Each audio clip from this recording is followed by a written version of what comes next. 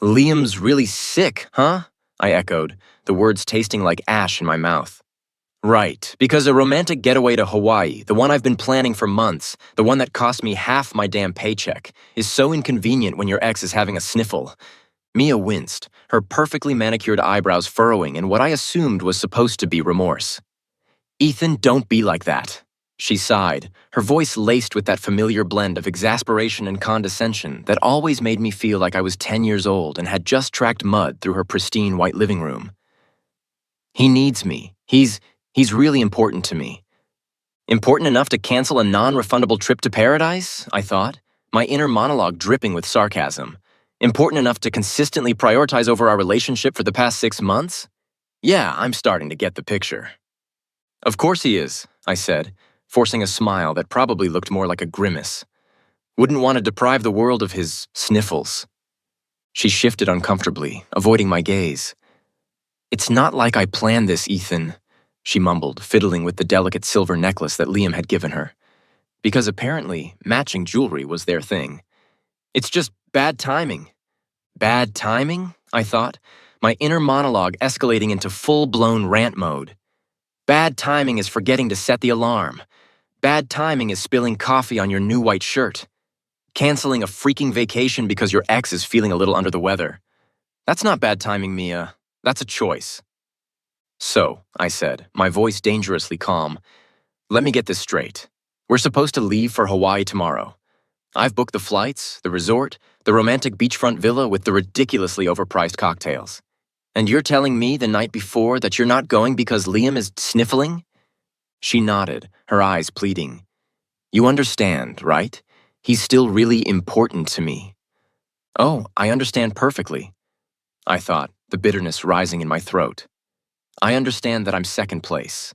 I'm the backup plan, the convenient placeholder until Liam decides he's ready to grace you with his presence again. I understand that my feelings, my time, my money mean absolutely nothing compared to your undying devotion to your ex-boyfriend's minor ailments. Something inside me snapped. It wasn't a dramatic movie-style snap, more like a quiet click. The sound of a lock finally engaging. I was done. Done with the excuses, done with the justifications, done with being the consolation prize. You know what, Mia? I said, my voice surprisingly steady. You're right. I do understand. She looked at me, her eyes searching for something. Forgiveness, perhaps? Reassurance? I didn't know, and frankly, I didn't care. I understand that I'm tired, I continued, my voice flat, devoid of emotion. Tired of being second place. Tired of being the guy you call when Liam isn't available. Tired of pretending that everything is fine when it's clearly not. I stood up, grabbed my duffel bag, and started packing. So you go be with Liam, I said, not even bothering to look at her. And I'll go to Hawaii. Alone. The plane lurched, a sickening drop that sent my stomach into my throat. I gripped the armrests, my knuckles white, my eyes squeezed shut. Turbulence? More like a roller coaster designed by a sadistic engineer, I muttered, trying to inject some humor into the situation, though my voice came out as a shaky whisper. The woman next to me, a middle-aged lady with a collection of cat-themed travel pillows, let out a shriek that could have shattered glass. I offered a weak smile, hoping to convey a sense of calm that I certainly wasn't feeling. The plane bucked again, a violent shudder that rattled the overhead compartments. Screams erupted throughout the cabin, a chorus of fear and panic. I glanced out the window, catching a glimpse of the storm clouds, their dark masses swirling ominously beneath us. This wasn't exactly the relaxing flight to paradise I had envisioned, I thought, my mind trying to process the chaos unfolding around me. The pilot's voice crackled over the intercom, his tones strained but reassuring.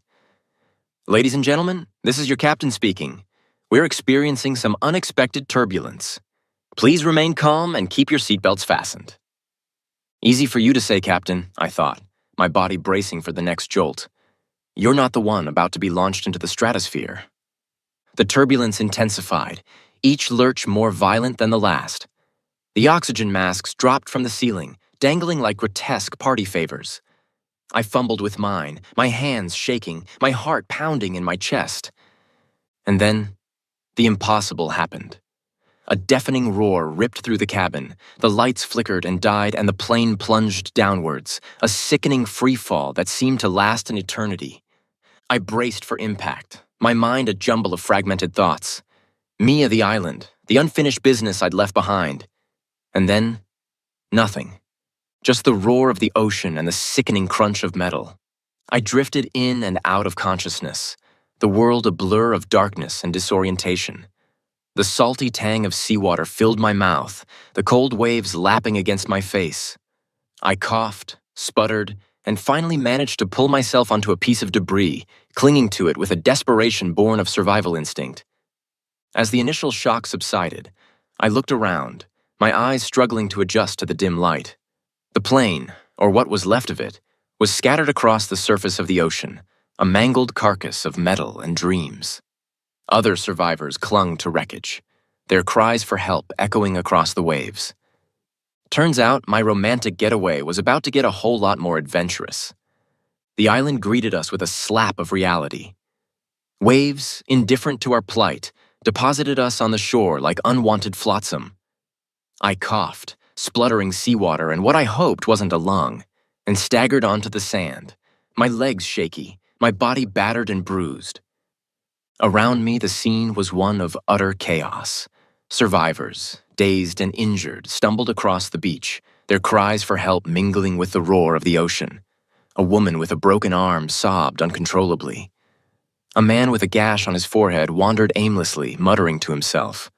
A teenage girl, her face streaked with tears, clutched a tattered teddy bear. So this is it, I thought, surveying the scene with a strange detachment. Stranded on a deserted island with a bunch of strangers, no food, no water, and no Wi-Fi. Guess my survival skills are about to be put to the test. Spoiler alert, I have none. My survival kit consisted of a half-eaten bag of pretzels, a crumpled boarding pass, and a vague recollection of an episode of Survivor, where someone started a fire with a coconut and a shoelace. Not exactly promising. The initial panic was contagious. People screamed, argued, and searched frantically for loved ones. A small group huddled around the wreckage of the plane, their faces etched with despair. Others wandered off into the dense jungle, their cries fading into the dense foliage. I sat on a rock, watching the scene unfold with a strange sense of calm. The shock, I suspected, was acting as a sort of emotional anesthetic, numbing me to the full horror of the situation. Or maybe it was the realization that freaking out wasn't going to magically conjure up a rescue helicopter.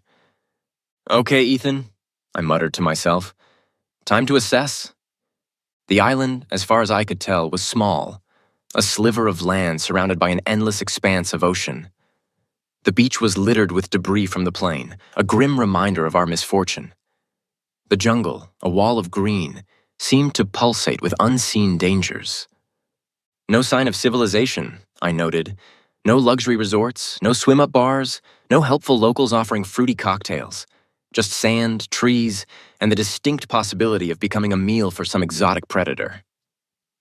A wave of dizziness washed over me, and I realized I was probably suffering from some degree of shock and dehydration. Okay, priority 1, find water, I decided, stumbling to my feet. Priority 2, avoid being eaten. Priority 3, figure out how to send a strongly worded email to the airline about their unexpected turbulence policy. As I ventured into the unfamiliar terrain, the cries of the other survivors echoing behind me, I couldn't help but feel a strange sense of liberation. The world I knew, the world of deadlines, bills, and relationship drama seemed a million miles away. Here on this island, the rules were different. Survival was the only currency, and I was about to learn how to play the game. As the initial shock of the crash wore off, the survivors began to coalesce into 2 distinct groups. It was like some bizarre social experiment, a microcosm of human nature under pressure. On one side were the delusional optimists. They were the ones who clung to the hope of imminent rescue, convinced that a cruise ship, a search plane, or maybe even a passing mermaid would magically appear on the horizon and whisk them away to safety. They spent their days waving frantically at the empty sky, building elaborate signal fires that mostly just produced a lot of smoke, and engaging in endless debates about the best way to attract attention.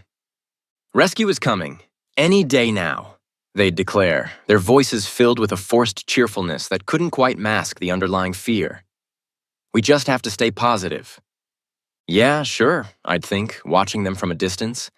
"And I'm expecting a visit from the Tooth Fairy." Delusional optimism is a dangerous thing in a survival situation.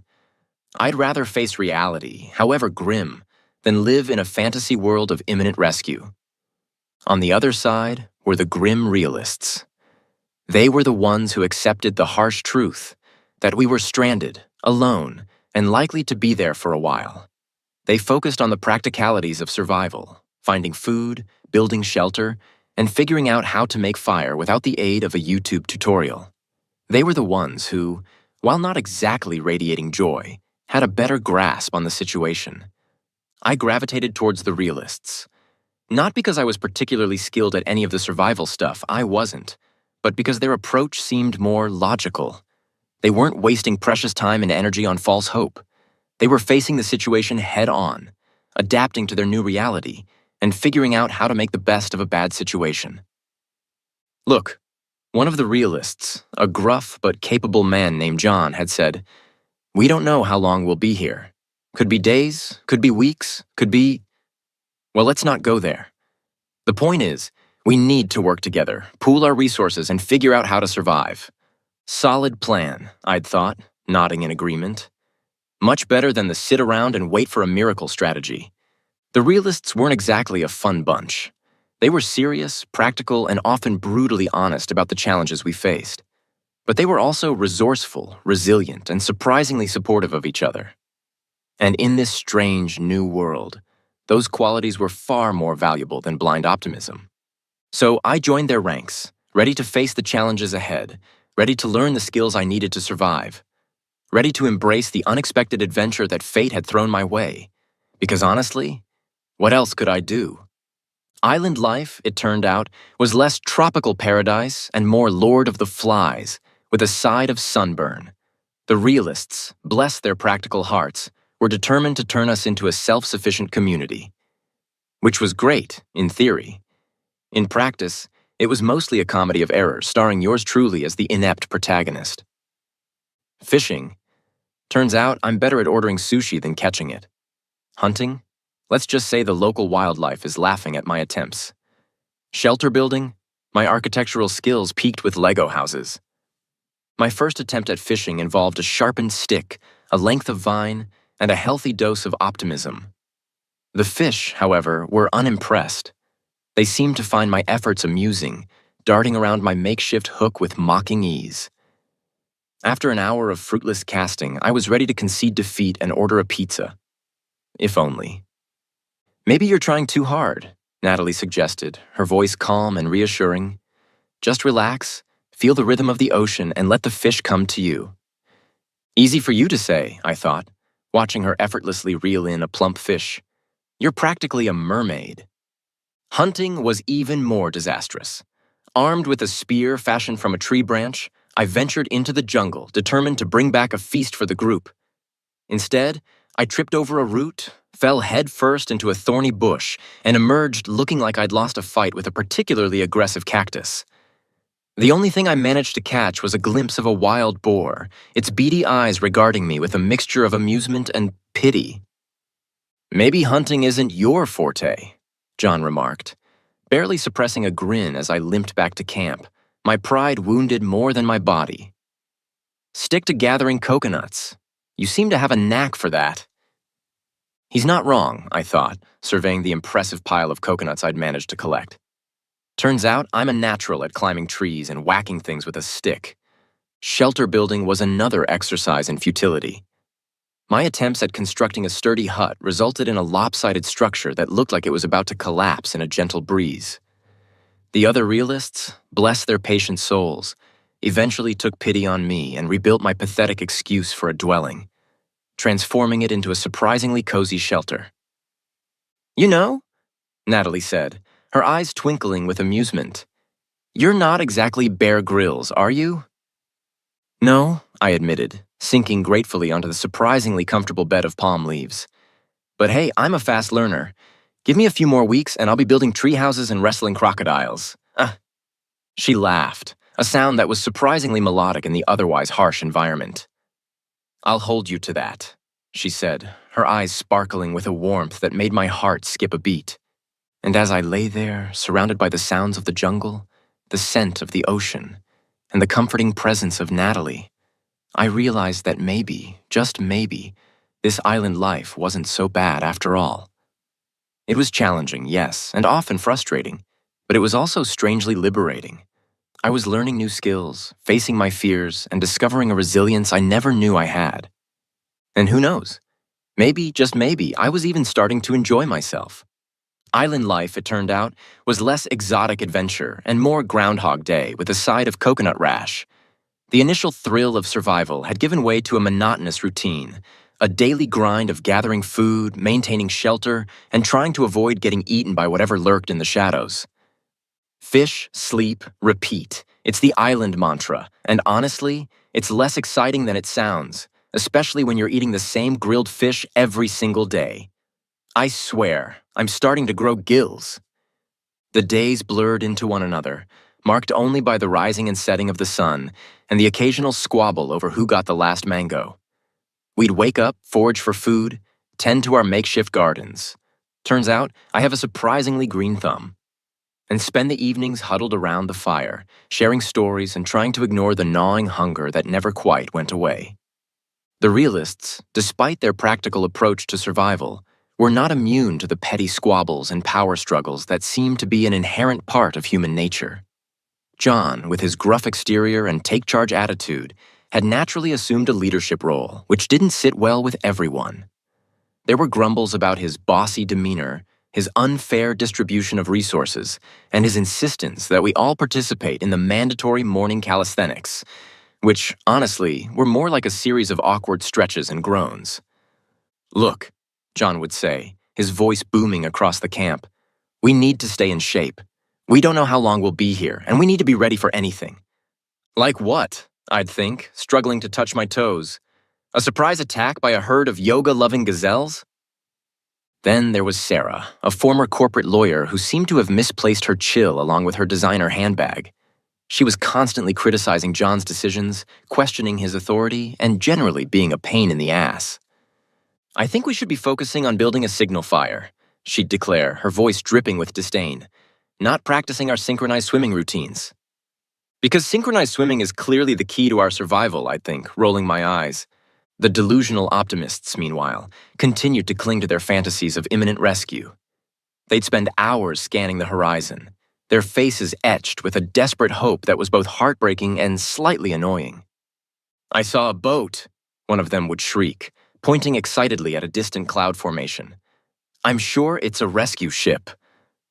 Or maybe it's just a cloud, I'd think, sighing inwardly. But hey, who am I to crush their dreams? The island was a pressure cooker, amplifying our flaws, our insecurities, our deepest fears. It was a test of our resilience, our ability to adapt, our capacity for compassion and cooperation.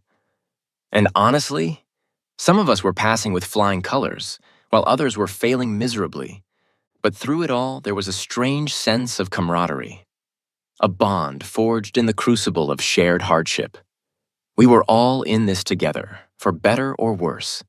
And as the days turned into weeks, and the weeks into months, I started to realize that maybe, just maybe, this island wasn't just a place of survival.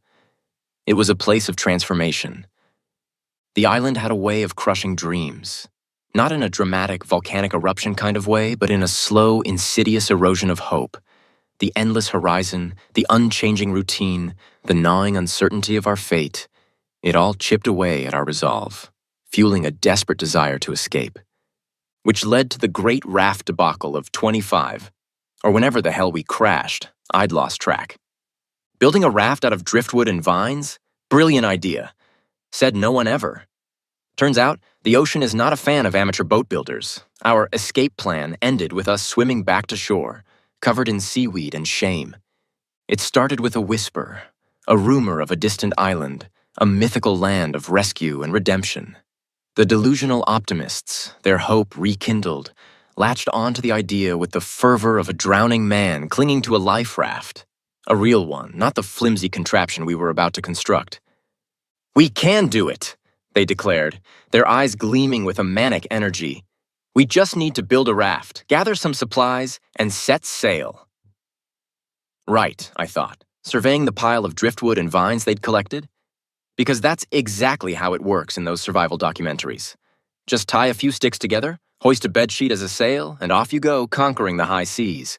John, bless his practical heart, tried to reason with them.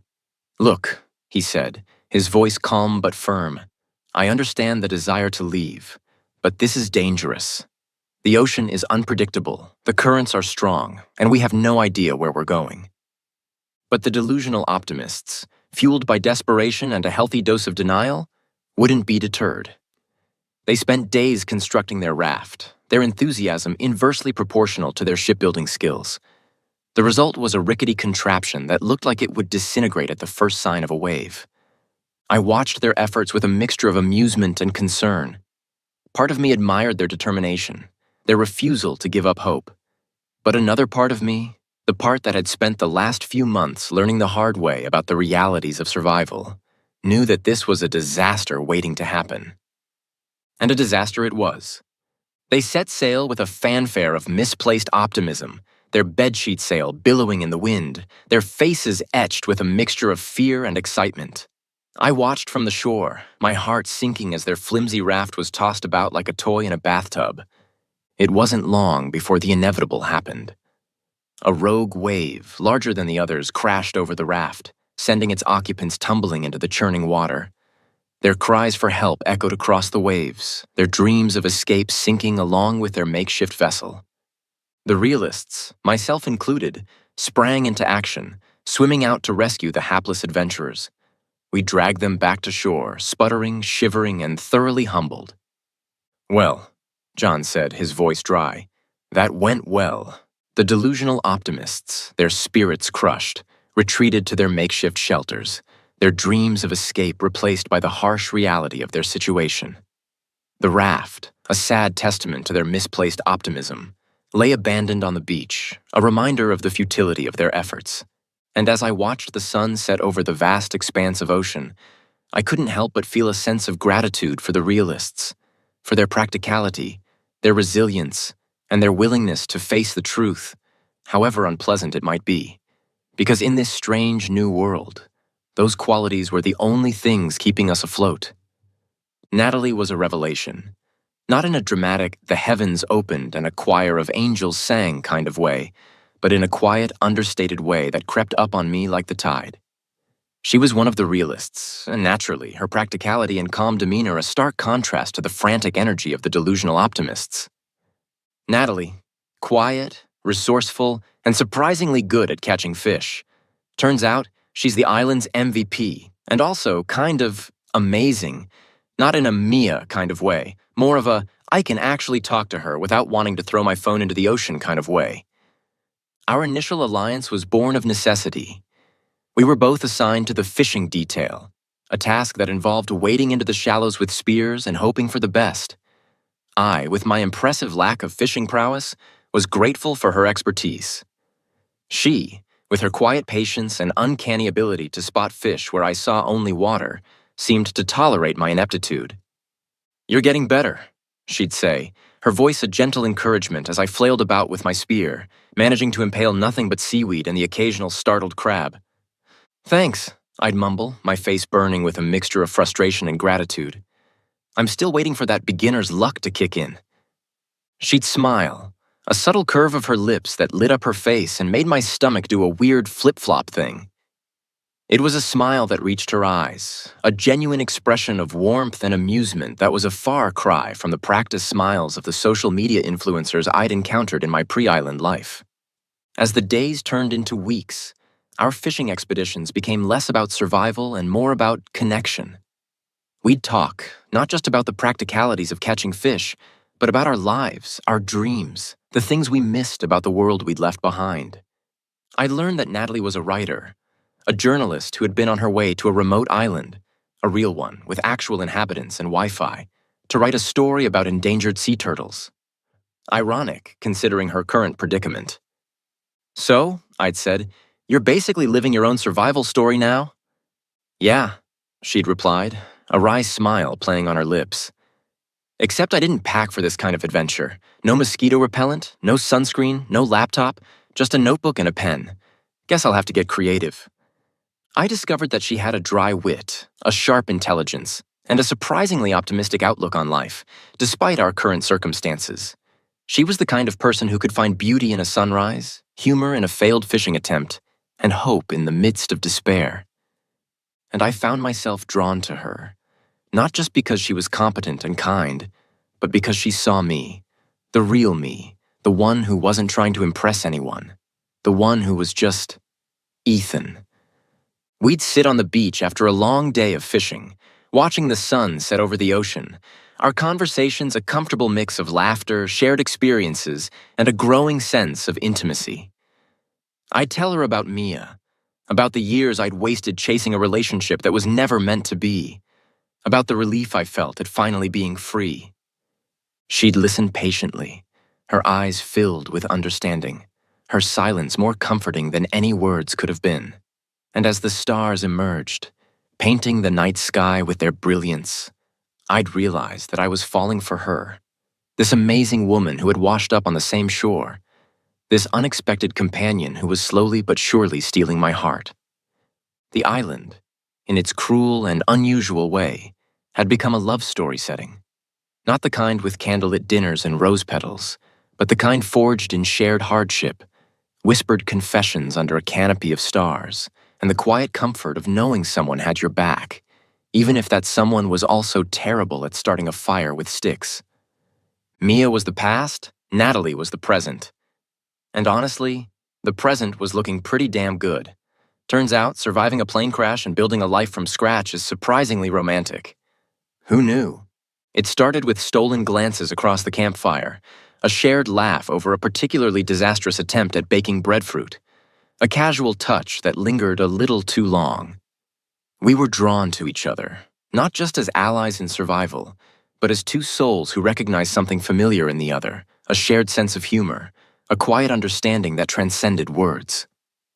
One evening, as the sun dipped below the horizon, painting the sky in a riot of colors that would have made a postcard jealous, I found myself confessing my feelings. We were sitting on the beach, the waves lapping gently at our feet, the air filled with the scent of salt and something subtly floral that I couldn't quite place. "Natalie," I began, my voice a little shaky. She turned to me, her eyes, the color of the twilight sky, searching mine. "Yes, Ethan. I stumbled over the words, suddenly feeling like a teenager confessing his first crush. I think I'm falling for you." She smiled, a slow, genuine smile that made my heart skip a beat. "I think I'm falling for you too, Ethan." And that was it. No grand declarations, no dramatic gestures, just a simple acknowledgement of a connection that had been growing stronger with every shared sunrise, every successful fishing expedition, every whispered conversation under the starlit sky. Our relationship was a stark contrast to my past with Mia. There were no games, no insecurities, no constant comparisons to an ex who loomed like a shadow over our relationship. With Natalie, it was easy, effortless, a comfortable companionship that deepened into something more profound with every passing day. We built a life together, a simple life, but a fulfilling one. We shared the chores, the triumphs, the frustrations. We learned to rely on each other, to trust each other, to support each other through the challenges that island life threw our way. We explored the island, discovering hidden coves, waterfalls, and a surprisingly diverse population of birds that seemed to enjoy mocking our attempts at birdwatching. We built a new shelter, a sturdier one this time, with a thatched roof and a surprisingly comfortable hammock. We even managed to cultivate a small garden, our crops a testament to our growing skills and our shared determination to thrive in this unexpected paradise. And as the months turned into years, I realized that I had found something truly special, something I had never experienced before, a love that was genuine, a connection that was deep and unwavering, a sense of belonging that transcended the boundaries of our island existence. Mia, with her insecurities and her inability to commit, was a distant memory, a fading echo of a life I had left behind. Natalie, with her quiet strength, her unwavering support, and her genuine affection, was my present, my future, my everything. And as I lay beside her under the starlit sky, her hand clasped in mine, I knew that I had found my home, not in a place, but in a person. And that, I realized, was the greatest adventure of all. Time on the island was a river. It flowed differently here, not in the rigid, measured ticks of a clock, but in the ebb and flow of tides, the cycles of the moon, the slow, steady growth of the trees. Years had passed. I knew this, not by counting the days, but by the lines etched on Natalie's face when she smiled, by the way the palms we'd planted had grown taller than our shelter, by the comfortable rhythm of our lives. Years have passed. The island is no longer a prison. It's home, the ocean, the trees, the stars. They're my family now. And Natalie, she's my everything. The island, once a symbol of my isolation, had become my sanctuary. The initial fear, the desperation to escape, had faded, replaced by a grudging acceptance, then a quiet contentment, and finally, a deep sense of belonging.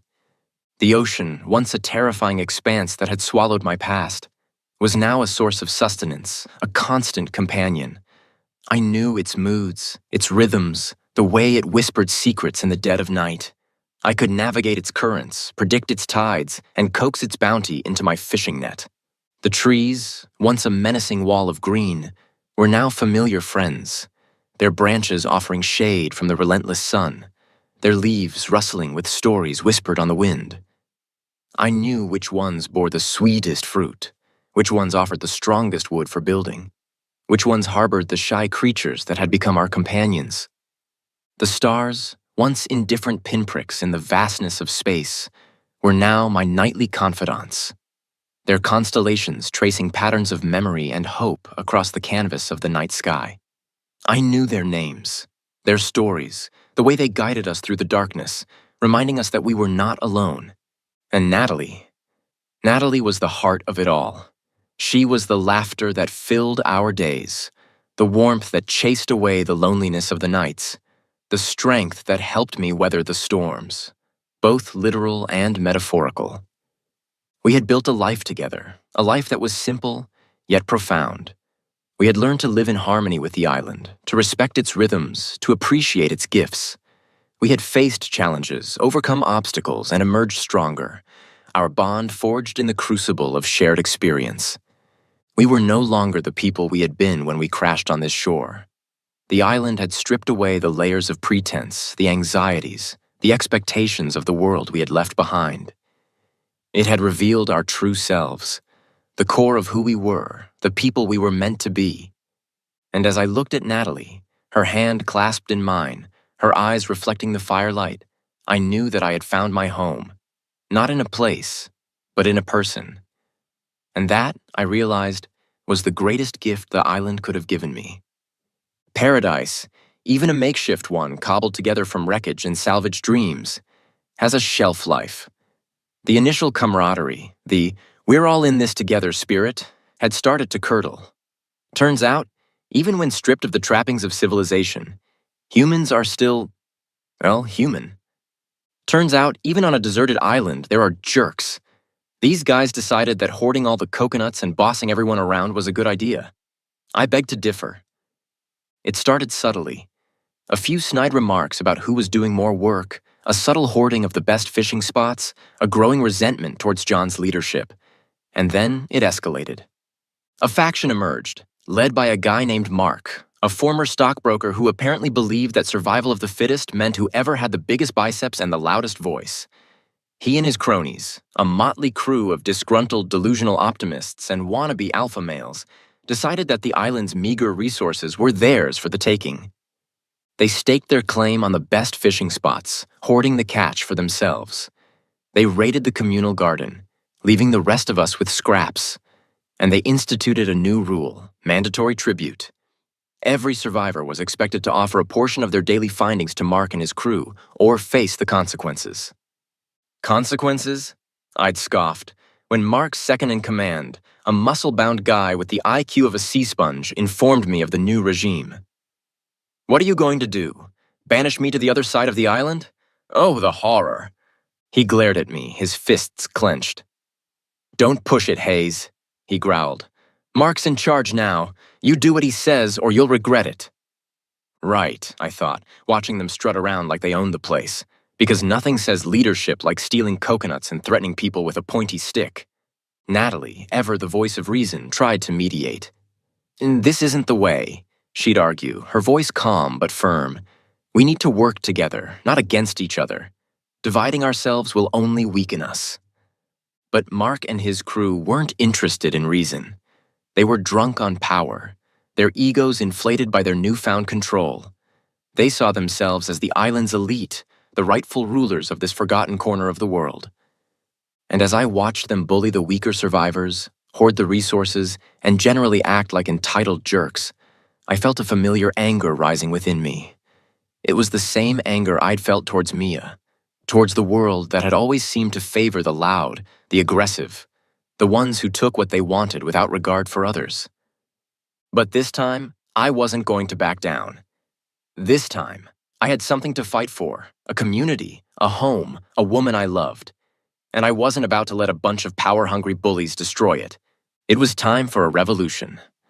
The revolution, island style, was less about storming the Bastille and more about strategic coconut deployment. Natalie, bless her brilliant mind, had devised a plan that was as cunning as it was hilarious. "Time for a revolution," I'd whispered, my eyes gleaming with a mixture of excitement and trepidation. Natalie and I, armed with nothing but our wits and a few strategically placed coconuts, took on the island bullies. And won. Because turns out, teamwork makes the dream work. Even when the dream is just don't get eaten by a wild boar. Our first move was to rally the troops. We gathered the other realists, the ones who were tired of Mark's tyranny, the ones who still believed in fairness and cooperation. John, despite his initial reluctance to challenge Mark's authority, eventually agreed to join our cause. "All right," he'd said, his voice gruff but determined. "Let's show these bullies what happens when they mess with the wrong people." Our strategy was simple: distraction and disarray. While Natalie and a few others created a diversion, drawing Mark and his cronies away from their camp with a series of well-placed noises and strategically lit fires, John and I, armed with our trusty coconuts, would infiltrate their stronghold and reclaim the stolen resources. The plan, miraculously, worked. Mark and his goons, their egos inflated and their senses dulled by their ill-gotten gains, fell for our ruse. They charged off into the jungle, their shouts of rage echoing through the trees, leaving their camp unguarded.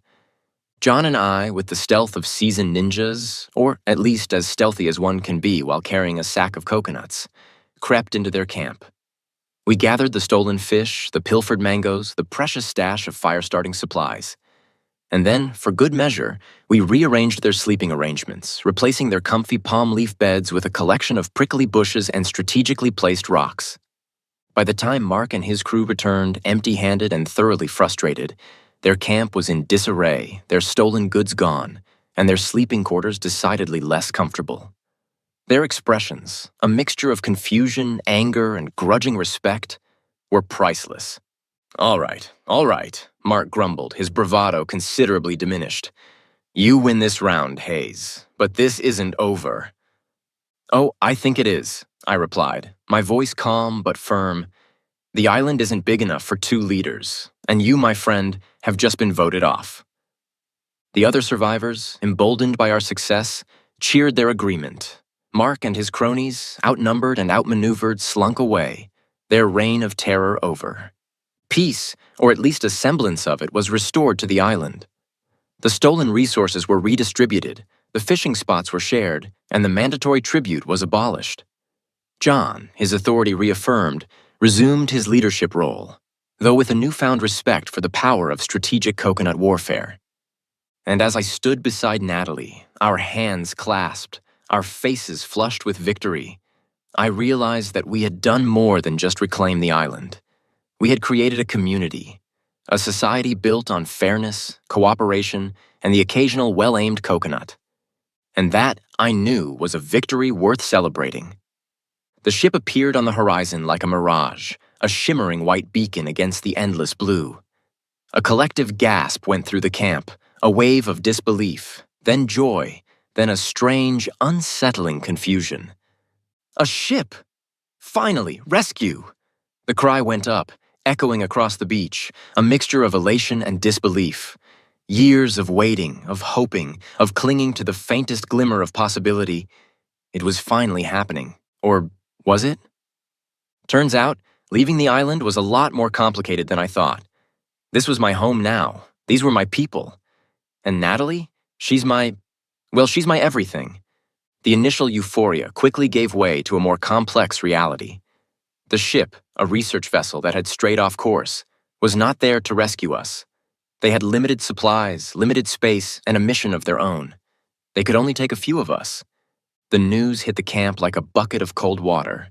The delusional optimists, their hopes dashed once again, descended into despair.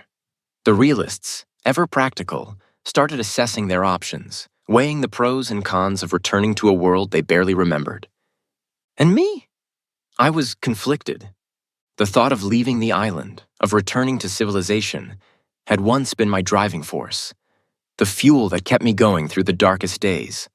But now, standing on the shore, watching the ship bobbing gently on the horizon, I felt a strange reluctance, a pull towards the familiar, the comfortable, the life I had built here. This island, this harsh, unforgiving paradise had become my home. The ocean, the trees, the stars. They were my landscape, my companions, my family, and Natalie. Natalie was my anchor, my love, my reason for being.